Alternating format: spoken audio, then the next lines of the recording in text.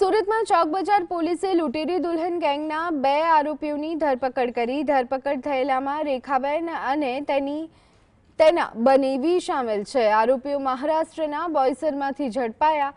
ચોક બજાર પોલીસમાં લૂંટેરી દુલ્હનની ફરિયાદ નોંધાઈ। તપાસમાં સામે આવ્યું કે આ ગેંગ અત્યાર સુધી 3 લોકોને ફસાવી ચૂક્યું છે।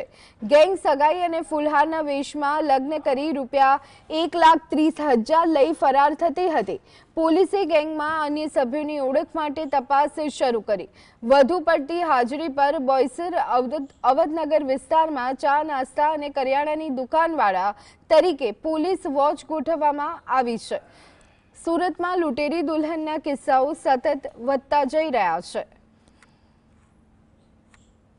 પાસેથી 1,10,000 રૂપિયા લઈ ગયા છે, જે લગ્ન કરવાની લાલચ આપી ને એના માટે 1,10,000 લઈ ગયા છે અને પગમાં પહેરવાના ઝાંઝર એ આમને આપ્યા હતા ફરિયાદી પક્ષે। આના સિવાય હજી સુધી કોઈ બીજી ફરિયાદ આવી નથી કે મારા ધ્યાન ઉપર હજી આવી નથી। તપાસ આગળની ચાલુ છે।